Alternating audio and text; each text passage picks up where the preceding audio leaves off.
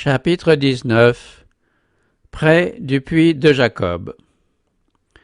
Jésus traversait la Samarie pour se rendre en Galilée. Vers midi, il arriva dans la magnifique vallée de Sichem. Fatigué du voyage, il s'assit à l'entrée, près du puits de Jacob, pour se reposer, tandis que ses disciples iraient acheter des aliments.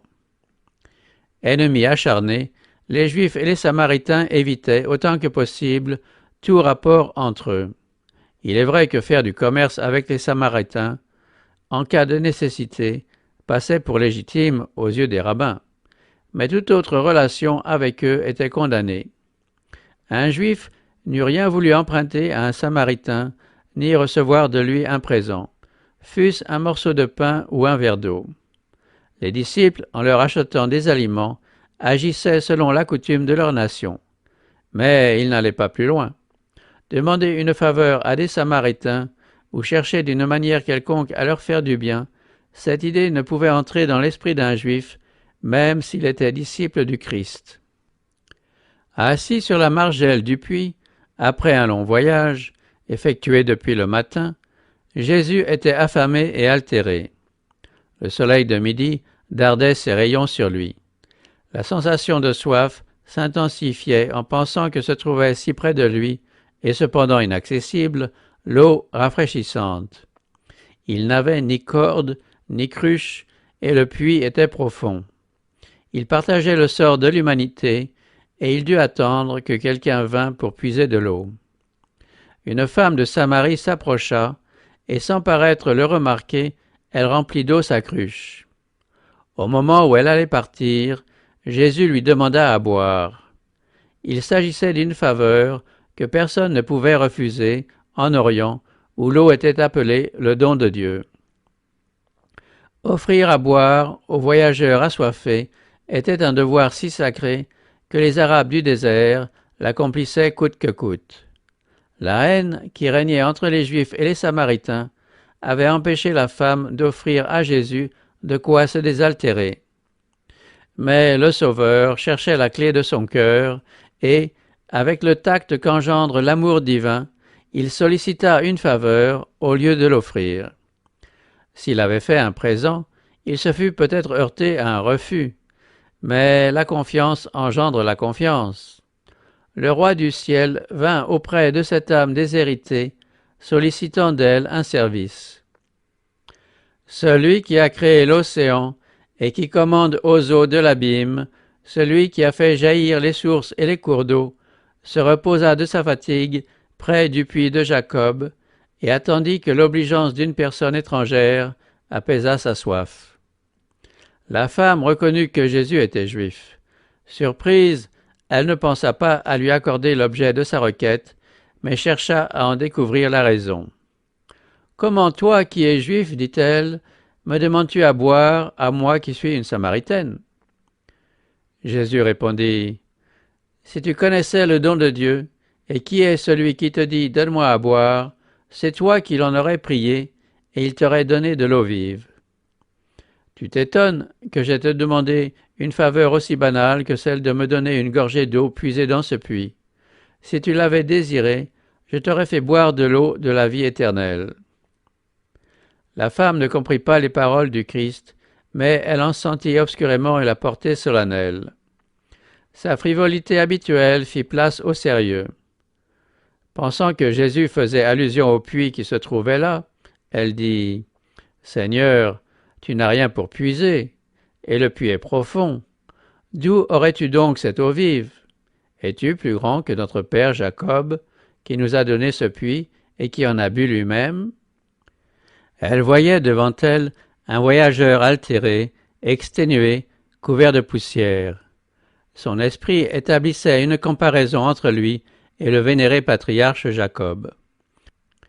Comme cela est assez naturel, elle caressait l'idée que nul puits n'égalait celui que ses ancêtres avaient creusé. Elle regardait en arrière vers ses aïeux et en avant vers la venue du Messie, tandis que l'espoir des pères, le Messie lui-même, se tenait près d'elle sans qu'elle le sût. Combien d'âmes assoiffées vivent aujourd'hui tout près de la fontaine des eaux vives et cherchent au loin les sources de la vie. Ne dis pas en ton cœur qui montera au ciel, c'est en faire descendre Christ, ou qui descendra dans l'abîme, c'est faire remonter Christ d'entre les morts. La parole est près de toi, dans ta bouche et dans ton cœur. Si tu confesses de ta bouche le Seigneur Jésus, et si tu crois dans ton cœur que Dieu l'a ressuscité d'entre les morts, tu seras sauvé. Au lieu de répondre immédiatement à la question qui le concernait, Jésus dit d'un ton imposant, « Quiconque boit de cette eau aura encore soif, mais celui qui boira de l'eau que je lui donnerai n'aura jamais soif. Et l'eau que je lui donnerai deviendra en lui une source d'eau qui jaillira jusque dans la vie éternelle. » Il aura toujours soif, celui qui cherche à se désaltérer aux sources de ce monde. Les hommes ont tous des besoins insatisfaits. Ils soupirent après quelque chose qui puisse rassasier leur âme.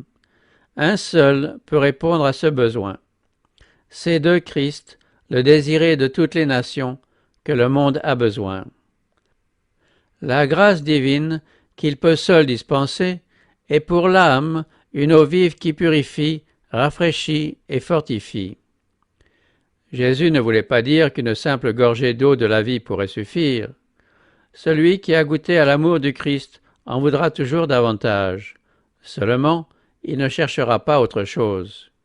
Il ne sera pas attiré par les richesses, les honneurs et les plaisirs du monde. Son cœur criera toujours « encore davantage de toi ». Celui qui dévoile à l'âme ses besoins n'attend que l'occasion de pouvoir assouvir sa faim et sa soif. Toutes les ressources humaines s'épuiseront, les citernes se videront, les étangs se dessécheront. Mais notre Rédempteur est une source intarissable. On peut boire, boire encore, sans jamais l'épuiser. Celui en qui le Christ demeure a, au-dedans de lui, une source de bénédiction, une source d'eau qui jaillira jusque dans la vie éternelle. À cette source, il peut puiser force et grâce pour tous ses besoins. Quand Jésus eut parlé de l'eau vive, la femme le considéra avec la plus vive curiosité. Il éveillait son intérêt et faisait naître en elle le désir d'obtenir le don auquel il faisait allusion.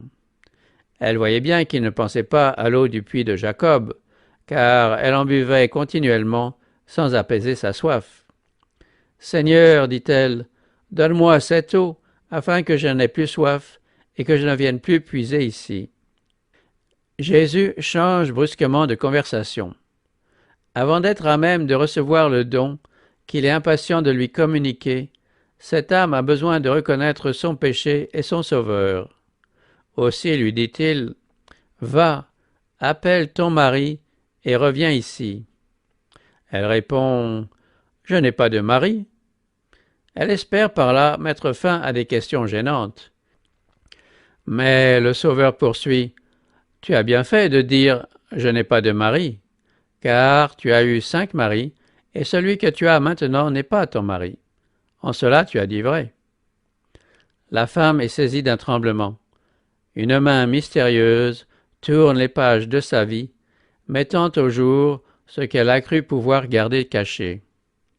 Qui est celui-ci qui lit ainsi les secrets de sa vie? Elle songe à l'éternité, au jugement à venir qui manifestera tout ce qui est scellé.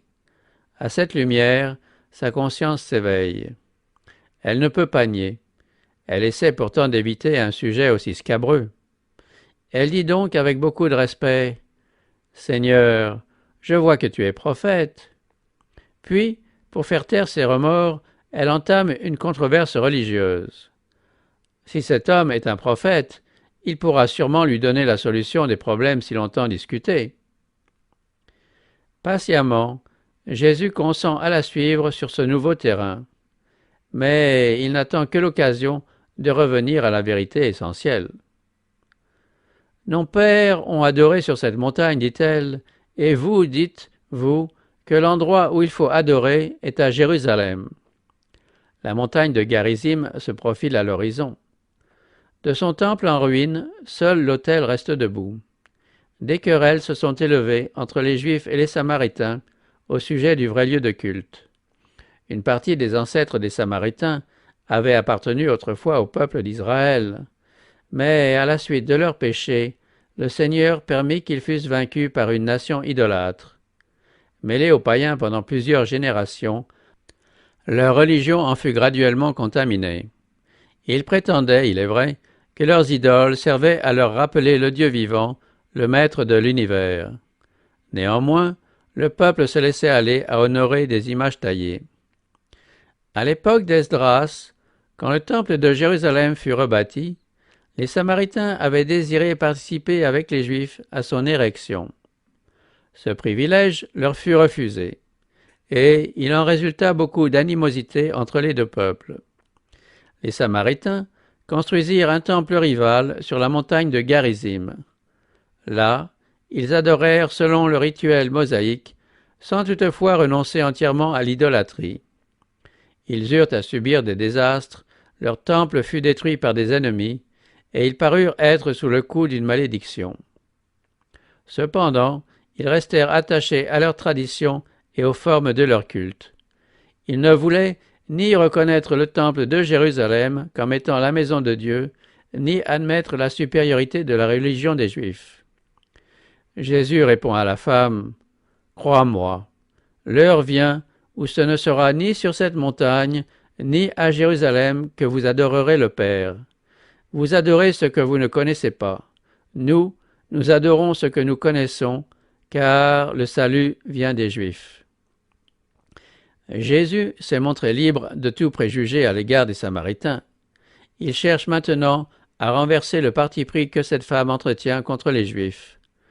Tout en signalant le fait que la foi des Samaritains est corrompue par l'idolâtrie, il déclare que les grandes vérités de la rédemption ont été confiées aux Juifs et que c'est du milieu d'eux que le Messie devait paraître.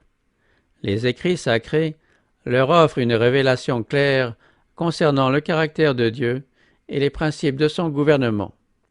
Jésus se classe parmi les Juifs auxquels Dieu s'est fait connaître. Il veut élever les pensées de celles qui l'écoutent au-dessus des questions de forme et de cérémonie ou de controverse. L'heure vient, dit-il, et c'est maintenant, où les vrais adorateurs adoreront le Père en esprit et en vérité, car ce sont de tels adorateurs que le Père recherche. Dieu est esprit, et il faut que ceux qui l'adorent en esprit et en vérité.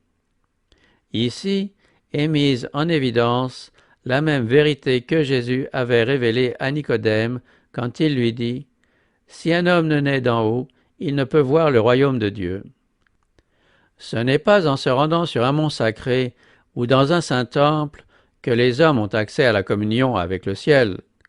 La religion ne doit pas se limiter à des formes extérieures et à des cérémonies. Seule la religion procédant de Dieu peut conduire à lui. On ne peut le servir convenablement que si l'on est né de l'Esprit divin. C'est ainsi seulement que le cœur peut être purifié, l'esprit renouvelé, et que l'on devient apte à connaître et à aimer Dieu. Alors seulement, on obéit volontairement à toutes ces exigences, ce qui est le vrai culte. Tel est le fruit de l'opération du Saint-Esprit. Toute prière sincère est inspirée par l'Esprit et devient dès lors acceptable à Dieu. Partout où une âme se met à la recherche de Dieu, l'action de l'Esprit est manifeste et Dieu se fait connaître à l'âme. De tels adorateurs sont demandés par lui. Il les attend, prêt à les recevoir, à faire d'eux des fils et des filles. La femme est impressionnée par les paroles de Jésus. Elle n'avait jamais entendu exprimer de tels sentiments par les prêtres de son peuple, ni par les Juifs. Quand son passé a été déployé devant elle, elle a été rendue consciente de sa grande indigence. Elle éprouve cette soif de l'âme que les eaux du puits de Sichar ne pourraient jamais étancher. Rien de ce qu'elle a connu jusque-là n'a créé chez elle un désir aussi ardent. Jésus lui a montré qu'il est capable de lire les secrets de sa vie. Néanmoins, elle sent qu'elle a en lui un ami compatissant, plein d'amour.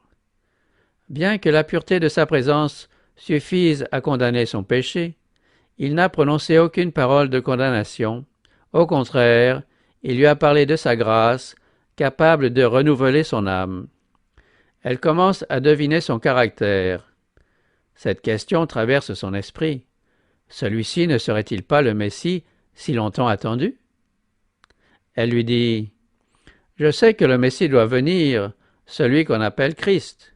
Quand il sera venu, il nous annoncera tout. Jésus répondit, je le suis, moi qui te parle.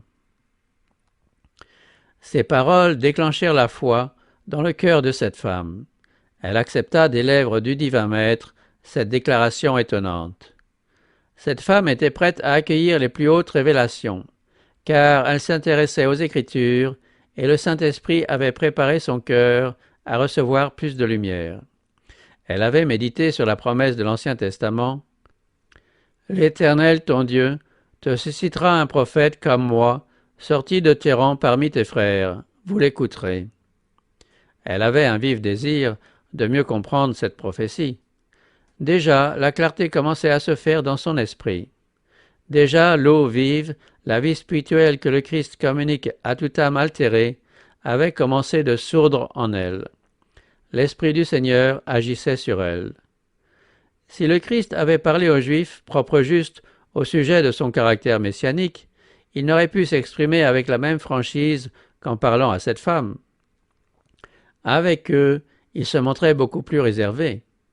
Ce qu'il s'abstint de dire aux Juifs, et ce sur quoi il enjoignit aux disciples de garder le secret, il le révéla à la Samaritaine, prévoyant qu'elle se servirait de cette connaissance pour amener d'autres âmes à jouir de sa grâce. Les disciples, à leur retour, furent étonnés de voir leur maître parlant à une femme. Il n'avait pas songé à étancher sa soif, et il ne prit pas le temps de toucher aux aliments que les disciples avaient apportés. La femme étant partie, les disciples l'engagèrent à manger. Ils le voyaient silencieux, absorbé, et le visage resplendissant de lumière. Comme ravi dans sa méditation, il craignait de troubler sa communion avec le ciel. Cependant, le sachant affaibli et fatigué, ils jugèrent de leur devoir de le rappeler au sentiment de ses besoins physiques. Jésus fut touché par leur intérêt sympathique, mais il dit « J'ai à manger une nourriture que vous ne connaissez pas. » Les disciples se demandaient qui pouvait lui avoir apporté des aliments. Il s'expliqua. « Ma nourriture est de faire la volonté de celui qui m'a envoyé et d'accomplir son œuvre. » Jésus se réjouissait d'avoir réussi, par ses paroles, à réveiller la conscience de cette femme. Il la voyait buvant de l'eau de la vie, et il en oubliait sa propre faim et sa propre soif. L'accomplissement de sa mission sur la terre fortifiait le Sauveur pour ses labeurs et le plaçait au-dessus des besoins humains. Aider une femme affamée et assoiffée de la vérité lui était plus agréable que manger ou boire. C'était pour lui une consolation, un rafraîchissement, car la bonté était la vie de son âme. Notre Rédempteur désire être reconnu. Il a besoin de la sympathie et de l'amour de ceux qu'il a rachetés par son sang. Il éprouve un désir inexprimable de les voir venir à lui pour avoir la vie. Comme la mère attend le sourire par lequel son petit enfant montre qu'il la reconnaît et qui annonce l'éveil de l'intelligence, ainsi le Christ attend l'expression d'amour reconnaissant indiquant que la vie spirituelle a pris naissance dans une âme. La femme, remplie de joie en écoutant les paroles du Christ, peut à peine supporter cette merveilleuse révélation. Abandonnant sa cruche, elle retourne à la ville pour porter le message à d'autres. Jésus sait ce qu'elle va faire. L'abandon de sa cruche attestait l'effet de ses paroles. Dans son désir ardent d'obtenir l'eau de la vie, elle a oublié ce qu'elle est venue chercher au puits. Elle a même oublié la soif du Sauveur qu'elle s'était proposé d'étancher. Le cœur débordant de joie, elle se hâte de communiquer à d'autres la précieuse lumière qu'elle a reçue. « Venez voir un homme qui m'a dit tout ce que j'ai fait, dit-elle aux gens de l'endroit. Ne serait-ce pas le Christ? Les cœurs sont touchés par ces paroles. Son visage a une nouvelle expression, tout son aspect est changé. Ils ont le désir de voir Jésus. Alors ils sortirent de la ville et vinrent vers lui. Toujours assis au bord du puits, Jésus contemplait les champs de blé s'étendant devant lui, les tiges vertes caressées par les rayons du soleil. Montrant ce tableau aux disciples, il se servit d'une image. Ne dites-vous pas qu'il y a encore 4 mois jusqu'à la moisson? Voici, je vous le dis, levez les yeux et regardez les champs qui sont blancs pour la moisson. Ce disant, il considérait les groupes de personnes qui arrivaient auprès du puits. 4 mois devaient encore s'écouler jusqu'à la moisson des blés, mais il y avait ici une moisson toute prête pour la faucille des moissonneurs. Déjà le moissonneur, dit-il, reçoit un salaire et amasse du fruit pour la vie éternelle, afin que le semeur et le moissonneur se réjouissent ensemble. Car en ceci ce qu'on dit est vrai, l'un sème et un autre moissonne.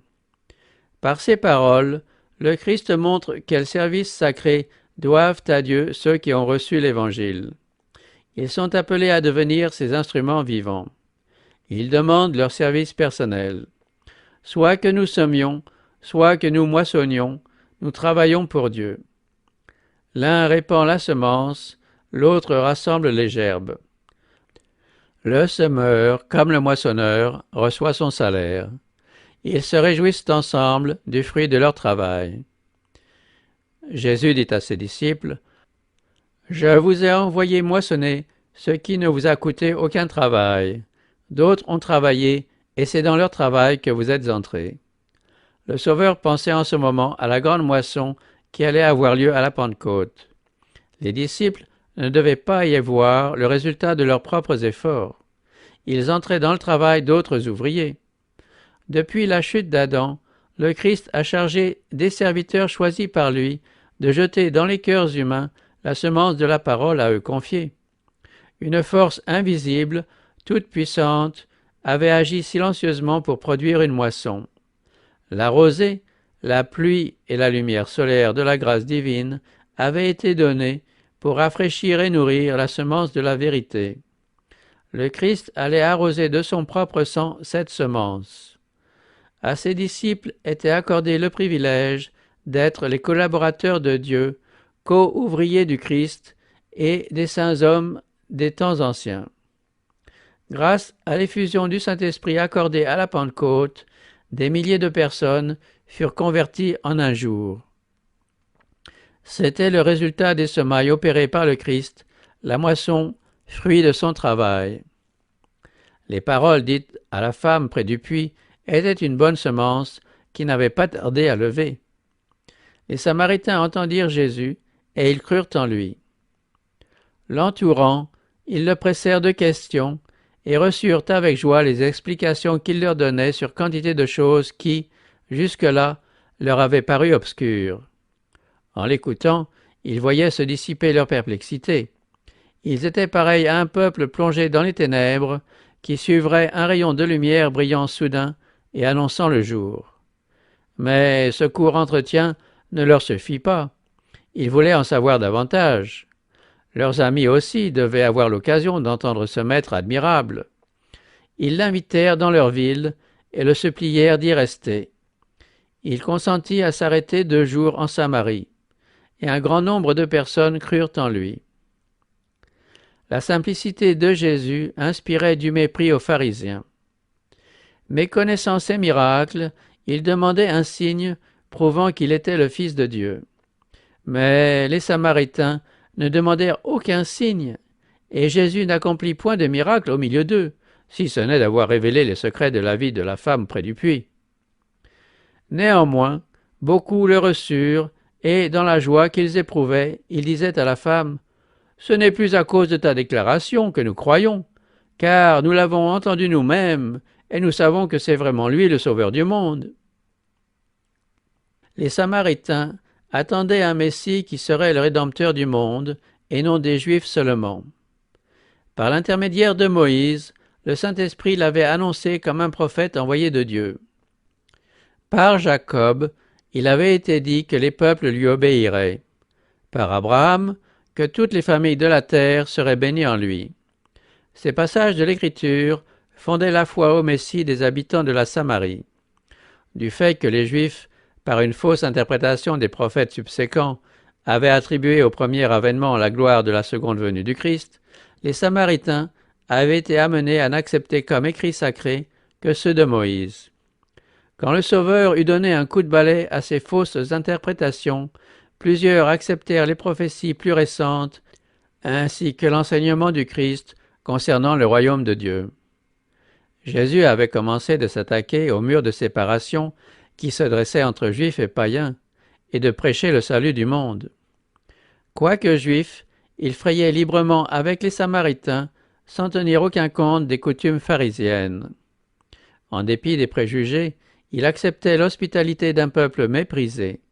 Il dormit sous leur toit, mangea à leur table, prenant des aliments préparés et servis par eux. Il enseigna dans leurs rues et se montra plein de bonté et de courtoisie. Dans le temple de Jérusalem, un petit mur séparait le parvis extérieur des autres parties de l'édifice sacré. Ce mur portait des inscriptions en diverses langues, avertissant que les Juifs seuls étaient autorisés à dépasser cette limite. Un gentil, qui eût présomptueusement franchi la clôture, aurait profané le temple et payé de sa vie cet acte. Jésus, lui, qui était à l'origine du temple et de ses services, attirait à lui les gentils par le lien de la sympathie humaine, tandis que la grâce divine leur apportait le salut rejeté par les Juifs. Le séjour de Jésus en Samarie devait être une occasion de bénédiction pour ses disciples, encore sous l'influence du fanatisme juif. Ils considéraient comme un devoir de loyalisme envers leur nation de cultiver la haine des Samaritains. La conduite de Jésus les étonnait. Ils ne pouvaient refuser de suivre son exemple. Aussi, leurs préjugés furent-ils réfrénés pendant les 2 jours qu'ils passèrent en Samarie, par égard pour lui. Mais leur cœur n'était pas gagné. Ils avaient de la peine à comprendre que le mépris et la haine devaient faire place à la pitié et à la sympathie. Ce n'est qu'après l'Ascension que les leçons du Sauveur prirent une nouvelle signification pour eux. Après l'effusion du Saint-Esprit, ils se souvinrent des regards du Sauveur, de ses paroles, du respect mêlé de tendresse qu'il avait manifesté à l'égard de ces étrangers méprisés. Les mêmes sentiments accompagnèrent Pierre quand il alla prêcher en Samarie. Quand Jean fut appelé à se rendre à Éphèse et à Smyrne, il se souvint de l'expérience de Sichem et fut rempli de gratitude envers le divin Maître qui, prévoyant les difficultés auxquelles il devrait faire face, les avait aidés de son exemple. Le Sauveur poursuit toujours la même œuvre qu'au moment où il offrait à la Samaritaine l'eau de la vie.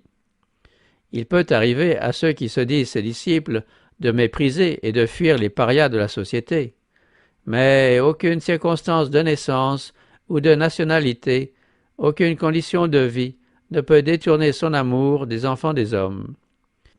Jésus dit à toute âme, quels que soient ses péchés, « Si tu me l'avais demandé, je t'aurais donné de l'eau vive. » L'appel évangélique ne doit pas être rétréci et présenté uniquement à un petit nombre de personnes choisies que l'on supposerait prêtes à nous faire l'honneur de l'accepter. Le message doit être donné à tous. Partout où des cœurs s'ouvrent à la vérité, le Christ est prêt à les instruire. Il leur fait connaître le Père et le culte agréable à celui qui lit dans les cœurs. À de telles personnes, il ne parle pas en parabole. Il leur dit, comme à la femme auprès du puits, « Je le suis, moi qui te parle. » Quand Jésus s'assit pour se reposer sur la margelle du puits de Jacob, il venait de Judée, où son ministère n'avait produit que peu de fruits. Il avait été rejeté par les prêtres et les rabbins. Et ceux qui se disaient ses disciples n'avaient pas reconnu son caractère divin. Il se sentait las. Néanmoins, il ne négligea pas l'occasion qui s'offrait de parler à une femme pécheresse et étrangère.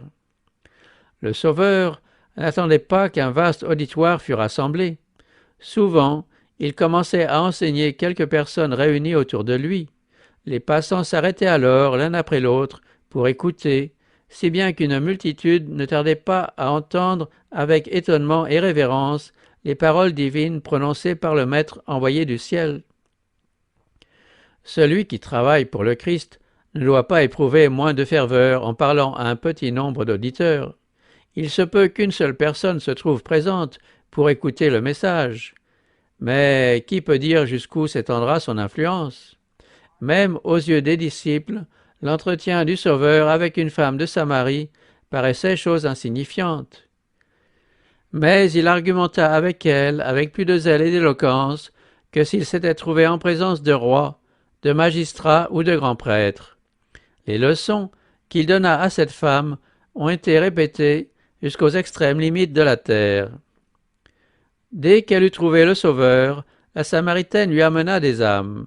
Elle se montra animée d'un esprit missionnaire plus efficace que celui des disciples. Ceux-ci ne voyaient rien en Samarie qui leur semblât un champ d'action favorable. Leurs pensées étaient fixées sur une grande œuvre à accomplir dans l'avenir. Ils n'apercevaient pas, tout près d'eux, les champs mûrs pour la moisson. Grâce à une femme pour laquelle ils n'éprouvaient que du mépris, toute la population d'une cité eut l'occasion d'entendre le Sauveur. Elle porta immédiatement la lumière aux gens de sa contrée. Cette femme montre par son exemple comment agit une foi réelle ayant le Christ pour objet. Tout vrai disciple devient un missionnaire dès son entrée dans le royaume de Dieu. Celui qui a bu des eaux de la vie devient lui-même une source de vie. Dès qu'il a reçu, il commence à donner. La grâce du Christ dans une âme est comme une source dans le désert, jaillissant pour rafraîchir tous les passants, donnant à ceux qui allaient périr le désir de boire des eaux de la vie.